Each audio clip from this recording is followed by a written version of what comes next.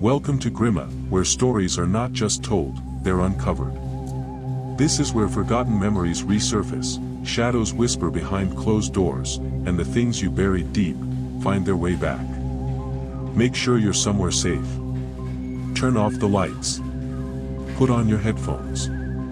And let us take you on a journey. Stephen had always been a quiet man. Years of insults, humiliation, and cold stares from his wife had hollowed him out, carving away what little pride he had left. Yet he loved her still, stupidly, desperately, clinging to the ghost of the woman he once knew.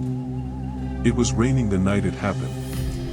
Heavy sheets of water blurred the world outside into shifting shadows. Inside the car, her words stabbed the silence, each syllable sharper than the last. But Stephen sat still, hands trembling against the steering wheel, the taste of rust thick on his tongue. He didn't remember grabbing the tire iron. He didn't remember the first swing. But he remembered the sound. A wet, cracking thud, like stepping on ripe fruit. Blood sprayed across the windshield in long, sticky arcs. His wife's body slumped sideways, yet from her broken jaw came a sound that didn't belong in the realm of the living. Laughter. Not frantic.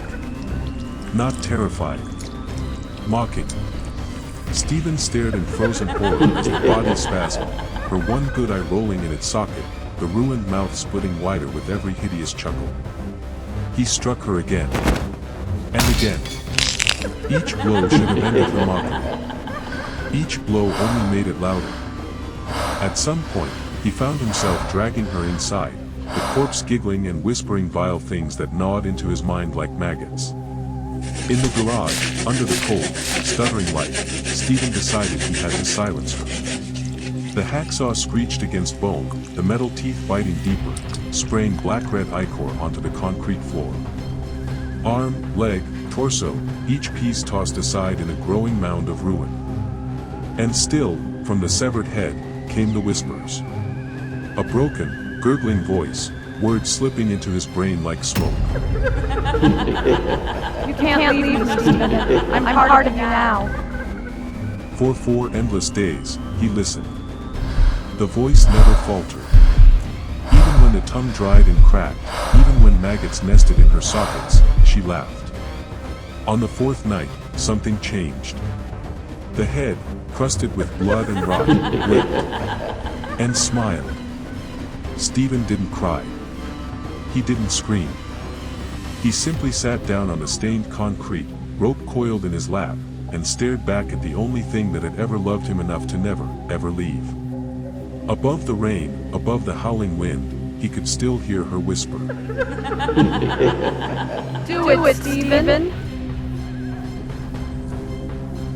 Thank you for listening to tonight's story. If you enjoyed it, don't forget to like, subscribe, and share to help Grima bring more chilling tales your way. Every like you leave is a candle lit against the dark. We'll see you in the next story. And remember, don't look into the mirror after the lights go out.